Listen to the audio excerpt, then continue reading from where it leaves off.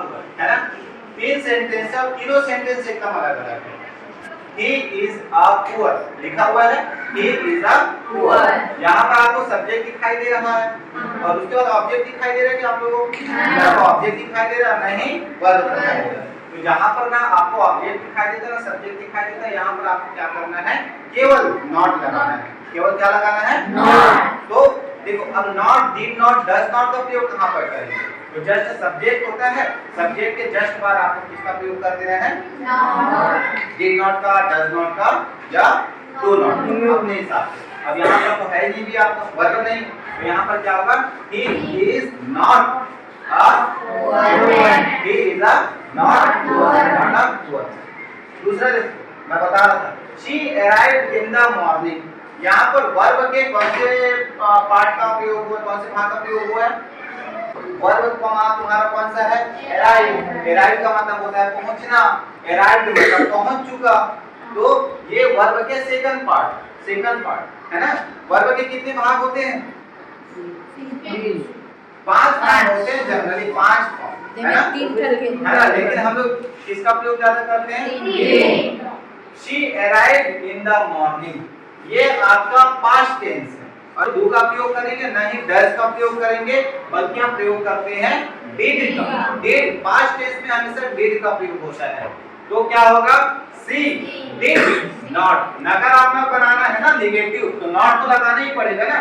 तो she did not arrive in the morning. दो तो समझ में आ गया। तीसरा, he lives alone। अब इसमें क्या आएगा, डू आएगा, डज आएगा, डिड आएगा, क्या आएगा, क्या आएगा, कई लोग डू बोल रहे हैं, कई लोग डिड बोल रहे हैं, कई लोग डज बोल रहे हैं, कंफ्यूजन है ना।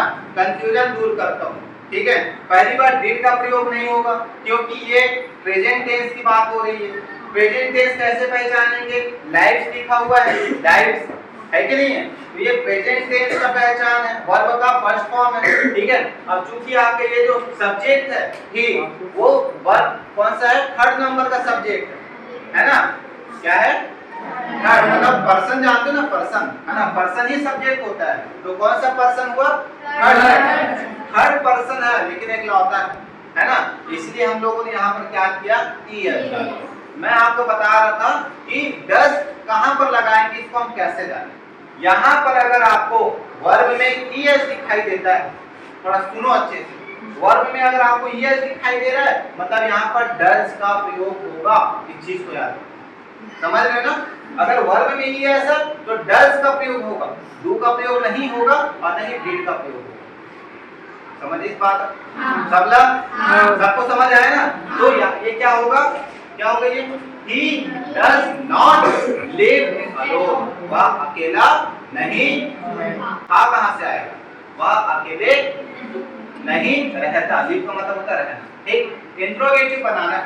इंट्रोगेटिव का मतलब क्या होता है, इंट्रोगेटिव का मतलब होता है प्रश्नवाचक। प्रश्नवाचक एकदम सीधा सा नियम है, सब्जेक्ट के बाद जो आपका हेल्पिंग वर्ब होता है उस हेल्पिंग वर्ब को सामने रख दीजिए और उसके बाद पूरे सेंटेंस को एज इट इज लिख लीजिए वैसे का वैसे, और लास्ट में हमें क्या कर देना है, क्वेश्चन मार्क। क्या करना है, क्वेश्चन, है ना। Ramu is a balloon man. Balloon man मतलब गुब्बारे वाला या गुब्बारे बेचने वाला, ठीक है। अब यहाँ तो सब्जेक्ट आपको दिखाई दे रहा है ना, सब्जेक्ट, और यहाँ पर आपका मतलब बाकी जो चीजें हैं वो दिखाई दे रही है। सब्जेक्ट को समझ आ गया। अब हमें इसको किस में बनाना है, इंट्रोगेटिव में बनाना है ना। तो इंट्रोगेटिव में बनाने के लिए सब्जेक्ट के बाद पहला हेल्पिंग वर्ब आपका इज है ना। इसी सब्जेक्ट के बाद के पहले हेल्पिंग वर्ब को हमें कहाँ पर रख देना है, सामने रखना है। तो ये क्या होगा, is Ramu a balloon man. समझ गए, is Ramu a balloon man, और उसके बाद क्वेश्चन बन गया आपका इंट्रोगेटिव। कंफ्यूजन है क्या, है ना। सब्जेक्ट के बाद जो हेल्पिंग वर्ब रहता है उस हेल्पिंग वर्ब को आपको आगे लगाना, ठीक। Children where playing in the garden, ये कैसे बनेगा, where children playing in the garden. Last में क्वेश्चन है ना, क्वेश्चन में डालोगे तभी कहलाएगा भाई आपका इंट्रोगेटिव। तो where children playing in the garden, yes और नो, जो भी choose the man had come to buy the balloon. अब क्या है यहाँ पर? बताइए बताइए क्या है?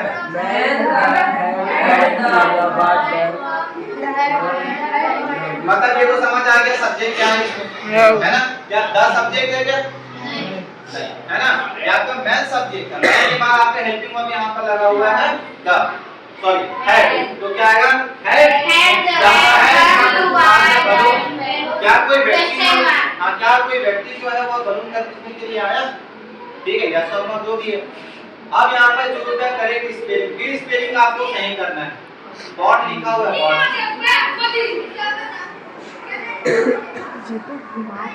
कौन सा बॉट सही हो? थर्ड वाला, तीसरा B U O G S T बॉट हो गया है तो, है ना? देखो जो द करेक्ट स्पेलिंग है इसकी स्पेलिंग सही B O U G S T बॉट। ठीक है, सेकंड बलून बलून बलून, ये आपको ऊपर से समझ में आ रहा है कौन सा वाला? बलून बलून बलून डबल है ना? टॉल टॉप टॉप टॉप, बताइए टॉप मतलब क्या है ना? यहाँ पर दो चीजों के बीच में कंपेयर है, टॉप और टॉप। टॉल का मतलब तो लंबा होता है, कौन सा स्पेलिंग सही है? ये वाला सी वाला टॉप। टॉप का मतलब कोई चीज को कहना। वॉचेस वॉच वॉच क्या है? वॉचेस वॉच, ठीक है। Make three sentence like the sentence given in bracket, तीन शब्द बनाना जो ब्रैकेट में दिया है। आई वांट ब्रेकफास्ट, ब्रेकफास्ट का मतलब क्या होता है? नाश्ता, सुबह का नाश्ता। तो आपको इसी प्रकार से कोई और एक वर्ड के बनाना जिसमें ब्रेकफास्ट ना है। आई वांट बुक लिख सकते हो। आई वांट का मतलब मुझे चाहिए, है ना? I want tea, I want milk, I want water, I want rest, I want sit, मैं बैठना चाहती हूँ, मैं बैठना चाहता हूँ, पानी चाहिए, बना सकते हैं ना? आई वांट टू प्ले, ये क्रिकेट लिखा हुआ है ना? आपको कोई दूसरा खेल लिख लेना है, कबड्डी लिखो, हॉकी लिखो, चेस लिखो, बैडमिंटन लिखो, कैरम लिखो। I want to be a, be का मतलब होता है बनना, है ना? इसको क्या बनना है? I want to be a singer, आपको क्या बनना है? I want to be a doctor, I want to be a teacher, I want to be a engineer, है ना? लिख सकते हो। इतना समझ में आ गया कि आप लोगों को? अबे कुछ क्वेश्चन आंसर को आप लोग देख लेना।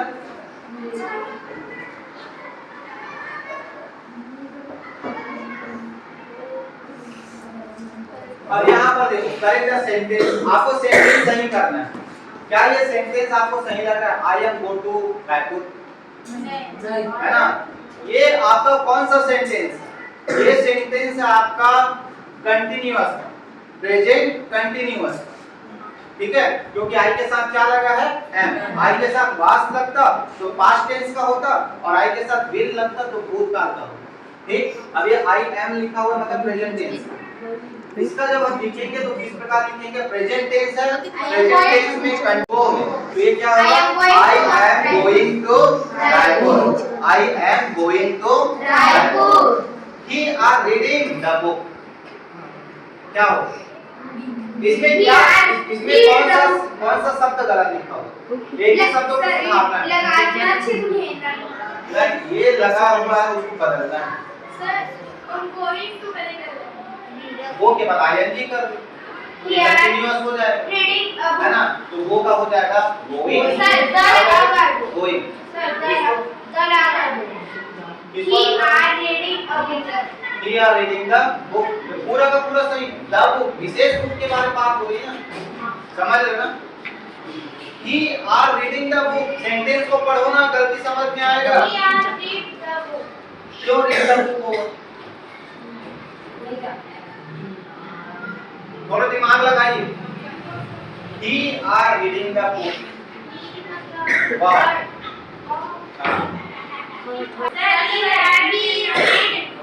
बताइए क्या होगा?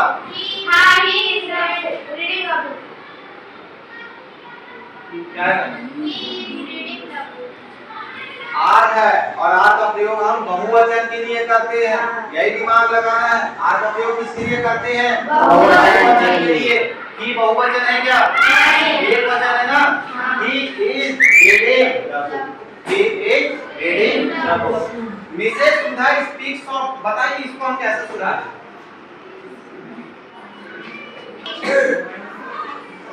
जाओ समझ आते यार तुम्हारा, अभी बहुत टाइम है जाने के लिए। मिसेस को कुछ चेंज नहीं कर सकते, सुधा भी सही है। पूरा स्पीकिंग है क्या है?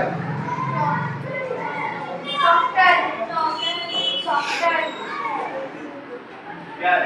सॉफ्टवेयर। यही मैं तुम लोग गड़बड़ कर रहे हो, पता है? एक नंबर तुम्हारे नहीं कटेगा, है ना? कटेगा कि नहीं कटेगा? एकदम सीधी सी बात है भैया। क्वेश्चन मार्क है, क्वेश्चन मार्क क्यों है? क्योंकि आप प्रेजेंट टेंस है ना, तो आप केवल किसको हटा दोगे? क्वेश्चन मार्क को हटा दोगे, क्योंकि प्रश्नवाचक वाक्य है। आप फुल स्टॉप लगा। दे डांस इन द फ्लोर। अब बताओ क्या उसमें हटाओगे? क्या हां दे क्या हुआ? दे बहुवचन, दे मतलब दे यार करोगे फिर वो आईएनजी फॉर्म में बदल जाएगा। नहीं बताइए क्या हुआ?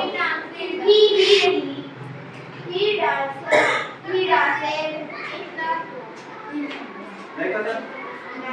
पूरा का पूरा वाक्य सही है,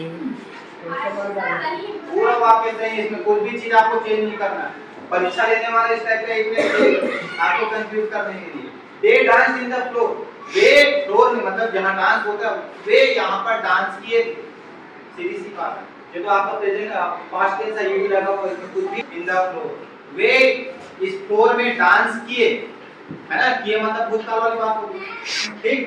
आंसर इन वन वर्ड, एक शब्द में आपको उत्तर देना है। Who wakes you up? देनी कर क्या?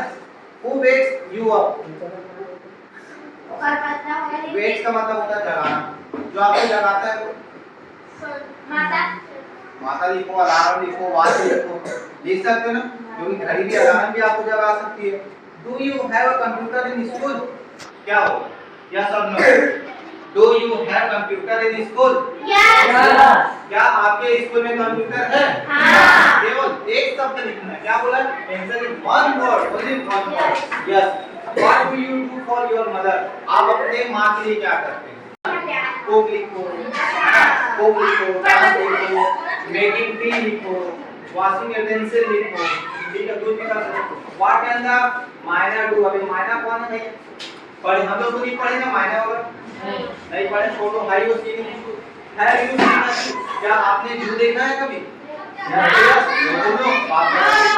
है ना? Right new word from the given word by adding full. देखो एडिंग का एड मतलब क्या होता है? एड मतलब एड मतलब किसी चीज को जोड़ना। इसको आगे बताने का कोई मतलब नहीं, और एकदम फोकट का नंबर ये मैं बता देता हूं, एकदम फ्री का नंबर।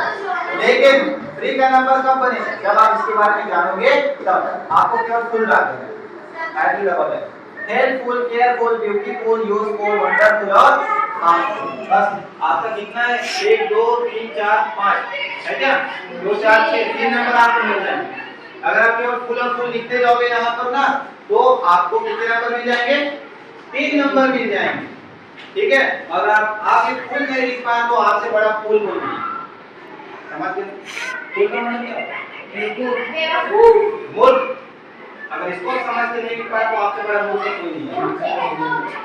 आगे देखा, my favourite animal is, animal का मतलब, एनिमल का मतलब क्या? My favorite animal is dog, cow, cat, tiger, panther, कुछ लिखो। My favorite subject is science लिखो सबके सब, इसलिए उसे पढ़े रहे तो 4-5 घंटा। कोई भी सब्जेक्ट लिखो ना। My favorite season is, कितने प्रकार के सीजन होते हैं? 3, रेनी, विंटर, समर। ये 3 प्रकार के मौसम है, कोई भी एक मौसम लिख दो आप, रेनी, विंटर या summer. My favorite teacher is, लिखो नहीं मत कर सकते आपका। My favorite bird is, पक्षी, पक्षी के नाम पैरोट लिखो भाई, उसी की स्पेलिंग सबसे अच्छी है कि नहीं? छोटा सा क्रो भी लिख सकते हो, कौवा आंसर द क्वेश्चन। अब ये ना प्रश्न पढ़ने वाला है केस क्यों दिया है और समझने वाला कौन सा क्वेश्चन है।